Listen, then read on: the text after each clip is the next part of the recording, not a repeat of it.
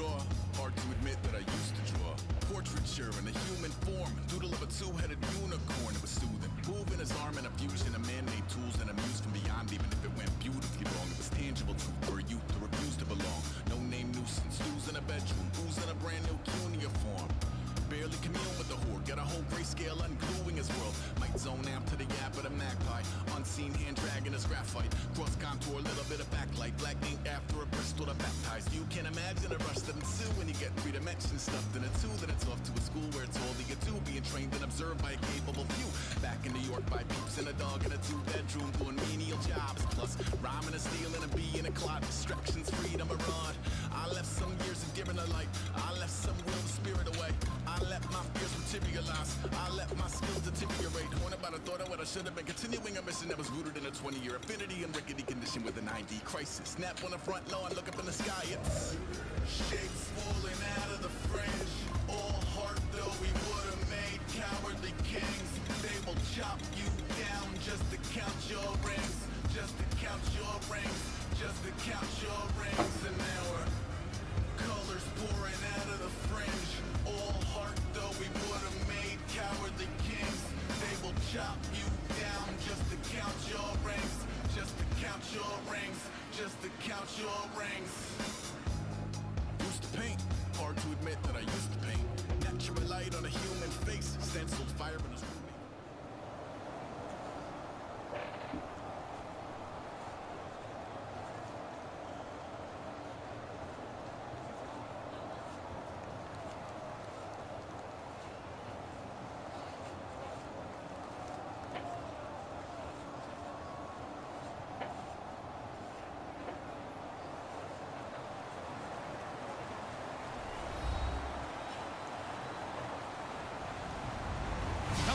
I'm Larry Ridley. You're tuned into the NFL on EA Sports. Anticipation is mounting for today's game, and we've got two quarterbacks looking to make an impact. It's the Dolphins going up against the Patriots. With that, we'll send you up to Gillette Stadium in Foxborough as we say hello to our commentators, Brandon Godden and Charles Davis.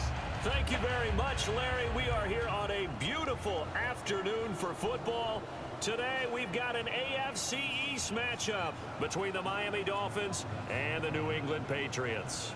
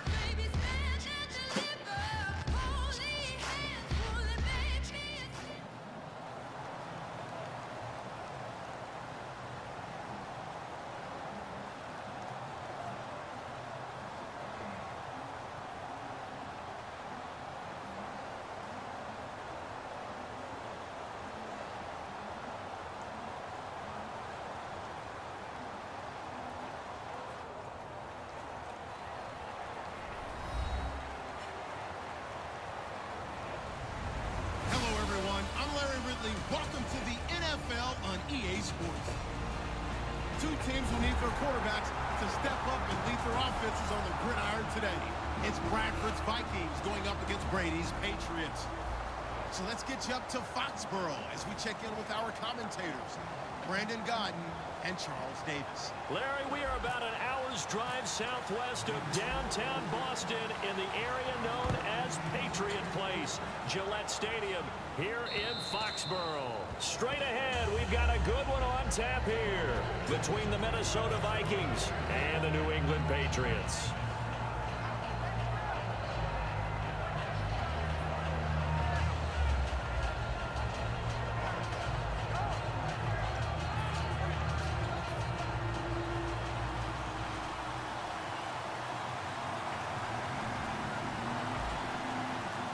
Peterson alone in the backfield.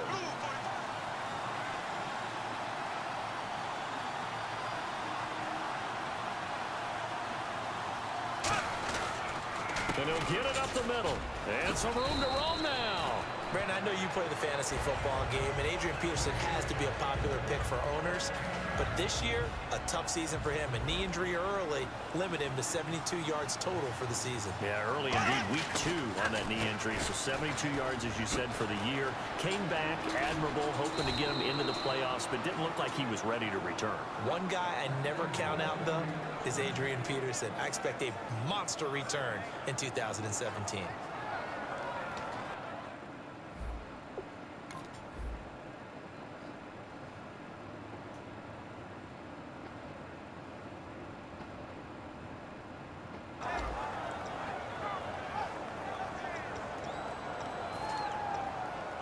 So it'll be first down here after the run.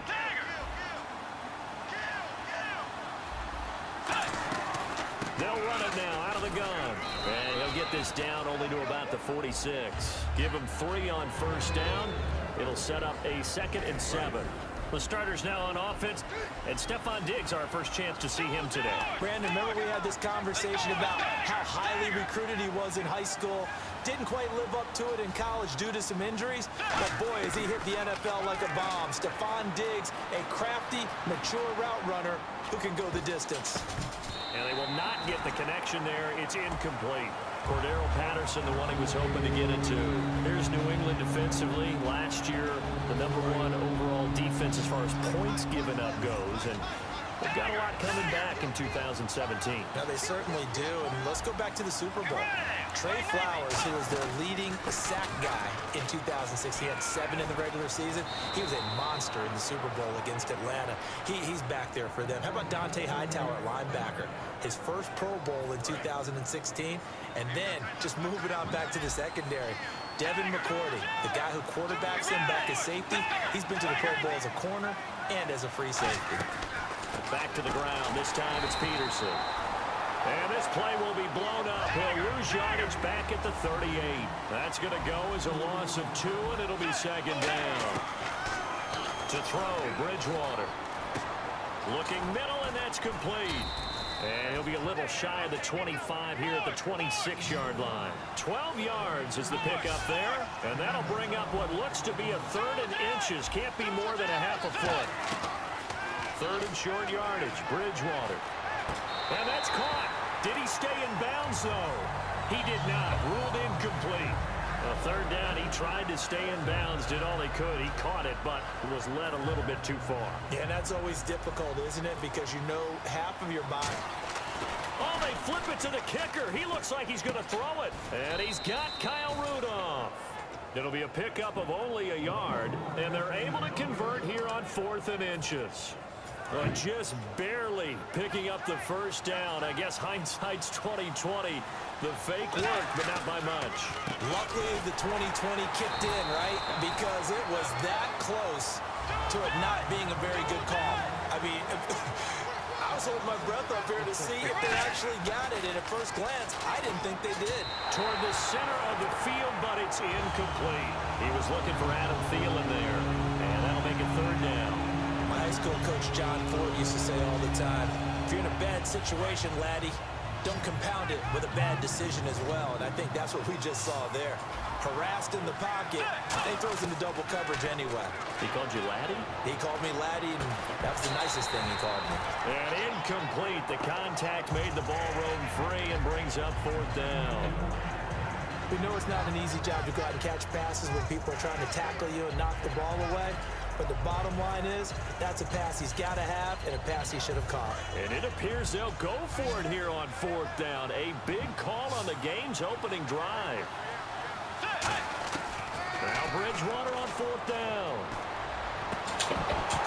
And it is incomplete. Boy, it looked like he had it and dropped it. And this crowd loves it as their guys hold on the opening drive. And that could be a major momentum swing here early. because the defense stopped them. How great is that? They go for it on the first drive of the game.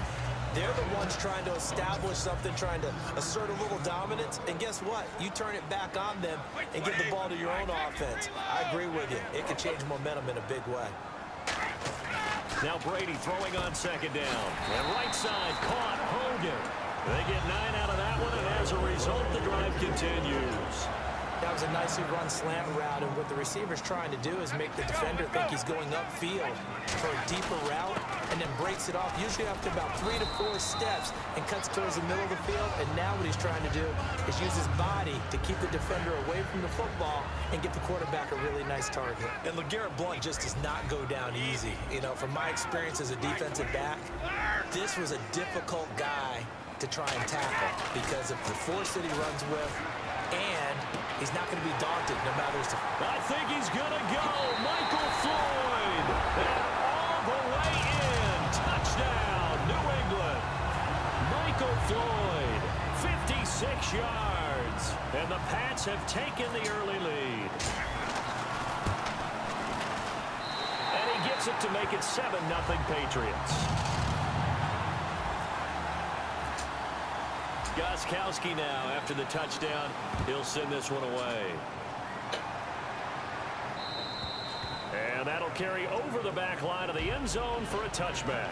You know, for this Vikings team, as they come back out here on offense, I don't know that any group had more of a roller coaster ride than them in the 2016 season. The quarterback change at the beginning, the hot start, and then the cold middle. It was just a tough year for them, wasn't it? It really was, and when you look at how their season went, you mentioned the roller coaster. A lot of it can come back to the injuries, especially along the offensive line. I think by around October, maybe even early November, I'm surprised you and I didn't get a call to go audition to be a left tackle there because it was just down so many guys. So that made it difficult to run the ball and to protect Sam Bradford, their quarterback, and to reflect. Looking for Johnson, and it's intercepted. Picked off by Eric Rowe. And he takes this one back into the end zone, and the Patriot defense has a touchdown. And now the Vikings are going to stop it here on defense with a timeout. That was an interception, but on the field, the guys who are picking it off, they're not saying that. What word are they using? It's Oski. And that means catch the ball and go the other way. That's your vernacular. I've never heard anybody say Oski. Ask around. They'll tell you. Alongside Charles Davis, Brandon Gaudin, it's the Patriots in possession to begin quarter number 2, as we'll see one following the score on the final play before break. And they will not get a chance to return this one as it's through the end zone for a touchback. The Vikings offense now heading out to take over.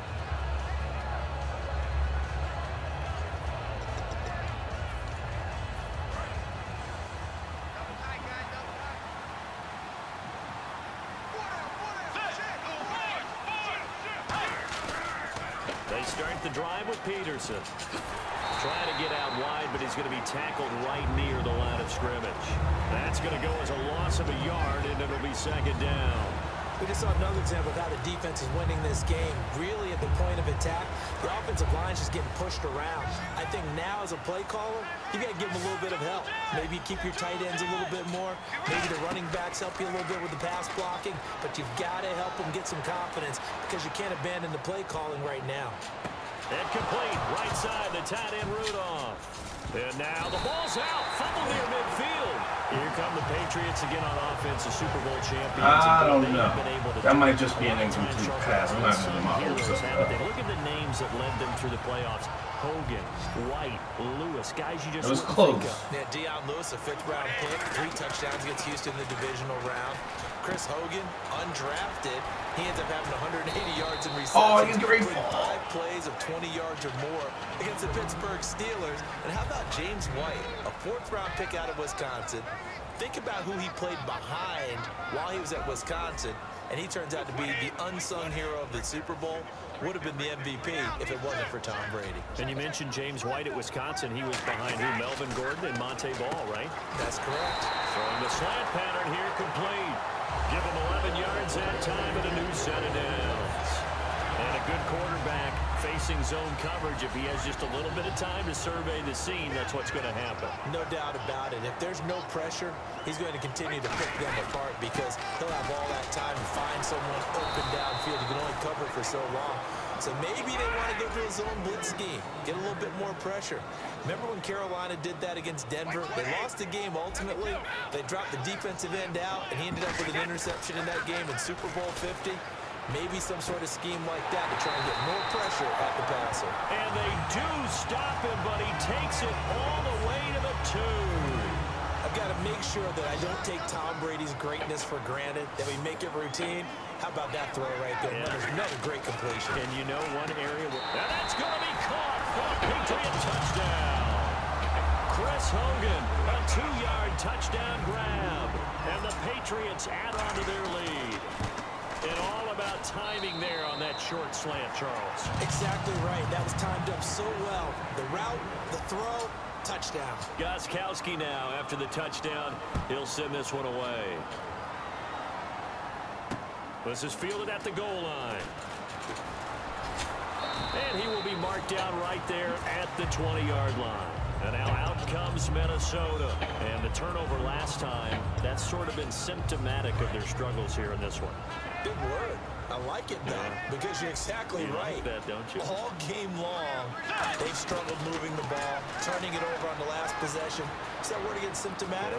Yeah. I like that. Your analysis, symptomatic of the success of this broadcast. What I like is that you gave me the word, and I just kept using it.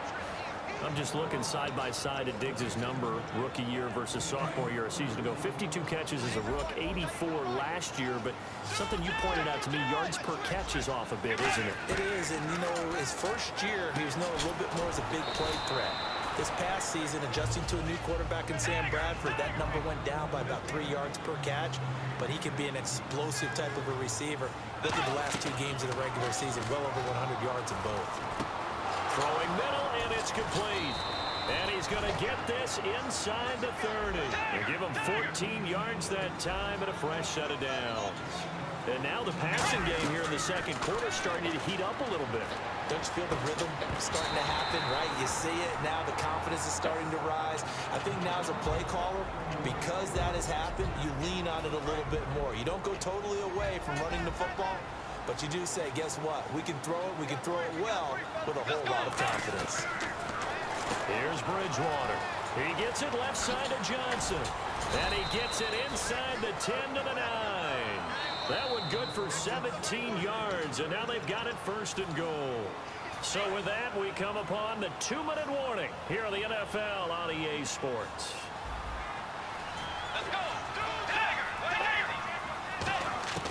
And again, it's Bridgewater. Now he's hit, and Bridgewater loses the football. On plays like this, where the ball comes free, it's often unusual for the team that lost it to get it back. Because this is the quarterback. The ball gets away from him. Everyone else is trying to execute what they're supposed to do on offense. They're usually looking in the other direction, downfield, or have moved away from him. In this case, though, a teammate is able to come up with the ball. All defenders get tired of hearing about their lack of hands and why they're playing defense instead of offense. But in this situation, it was the hands that made the play. Batting the ball away on an attempted touchdown pass. Excellent job. Way to knock it down. Stephon Diggs, his intended receiver, and it's 4th down. And that was a nice play. He knocked it away, but obviously you want the interception in this situation. You want to take away any chance that they have any decision to make on 4th down. But things happen so quickly in the end zone in this compressed area of the field that you're just happy to knock it away and not allow a touchdown. And this is incomplete. Nope. Peace out. Bye-bye.